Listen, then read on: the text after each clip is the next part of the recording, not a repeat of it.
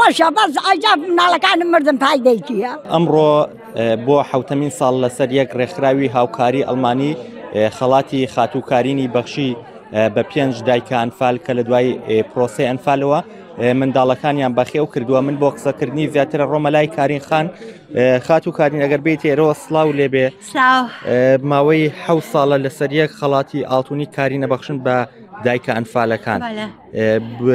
چۆن ئەم بیرۆکەیەتان بۆ هاتووەوە لە ساڵانی داهاتووە بەردەوامە بن؟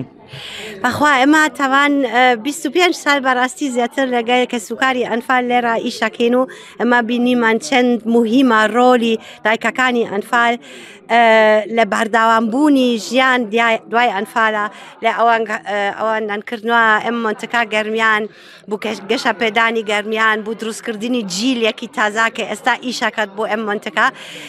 اینجا ئەو بیرۆکەکە خۆی بەڕاستی مردی من مامپۆلا پێشکەشی کرد، یانی گوتی خەلاتی ئەلتون ئەدەن هەر سای بوو 5 ژن کە لە دوای پرۆسەی ئەنفال مناڵەکان بەخێریان کرد، یانی هەزاران ئیشی کورسیان کرد بوو ئەوەی ئەو مناڵەکان بەخێریان کرد بێ پشتگیری کۆمەلگا و پشتگیری حزبەکان و حکوومەت و پیاوان و بە تەنها بەخێریان کرد و ئێستا ئەو هەمووی کوڕ و کچی جوان و جیلی تازە دروست بوون کە ئێستا ئەخوێنن و بۆ بە ئەندام پارلەمان باهم بۆ هەندیز دوکانی هەیە بووم بە مامۆستا.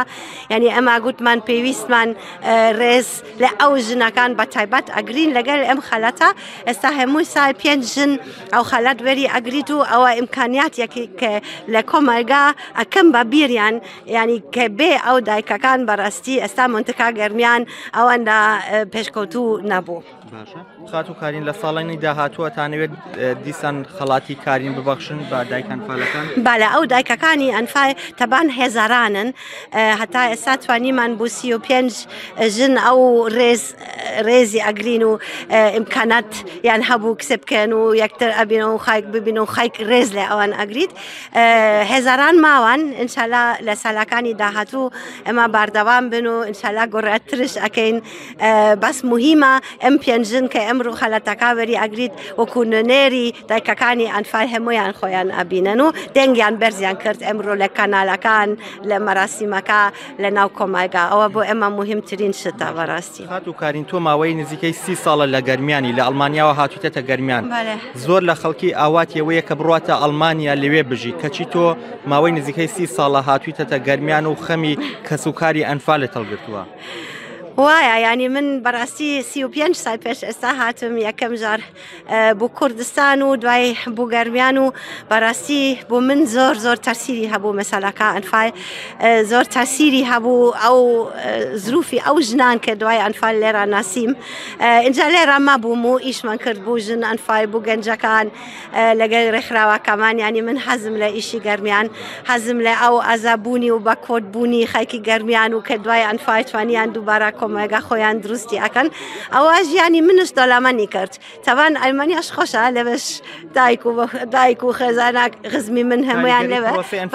بەڵێم لێرەش زۆر ینی لەگەڵ خەڵکەکە گەرمیان زۆر متەخم و زۆر کاریگەری پرۆسەی ئەنفال بووای لە تۆ کرد کە لە گەرمیان بمێنیتەوە نەڕۆیتەوە بۆ ئەڵمانیا؟ بالە لە بەرای پێش ئێمە هاتن بۆ کوردستان بە لە منتکە کتر ئیشمان کرد لە منتکە پشتەر و کەراداخش تەبان منتکایەکی ئەنفالە ئەوادانمان کرد، ینی خان و مەکتاب و ئاو کارەبا و شت و بەس کە من تێگەشتم ئەنفال چی بوو چی کرد، ینی تەسیری چی بوو لەسەر نا هەمووی کەس، ینی بەس کۆمەلگا بە ئام، ینی چۆن هەمووی پەیوەندی کۆمەلایەتی شکاندی و ینی چۆن ئەو ژنەکانی ئەنفال دوای پرۆسەی ئەنفال لێرە دانیشتن و چۆن ئیشیان کرد، ینی چۆن فەقیر بوون، چۆن بەڕاستی لە ناو کۆمەلگاش مشکلایان هەبوو وانیە لە بەرای بێ پیاوان بوون و خەڵک ینی نایانتوانین هەرەکەت بکەن، نایانتوانین بچن بوو دەراوە ئەینن کات پێست بوو ئیش بکەن، ینی زروفەکەیان زۆر کوس بوو. ئەوە وای کرد کە ئێمە هەزمان کرد ڕێکخراوە خۆمان دروستی بکەن و بۆ ئەوەی بە تایبەت لە گەرمیان ئیش بکەن و بە تایبەت بۆ ئەنفال و ئیش بکەن. تەبان بۆ ژنانی بۆ ڕێکخراوە ژنانی لە سلێمانیاش ئیشەکەن، بەس گەرمیان یەک لە فۆکوسەکانی ئیشی خۆمان. بەڵا پیاوەکەمان پال کردیاوە و قەوم و کارم زۆر گیریاوە، بەس ئاید خۆم پیاوەکەم گیریاوە. ئیتر دوو کوڕیشم لە نورە سەلمان مرد.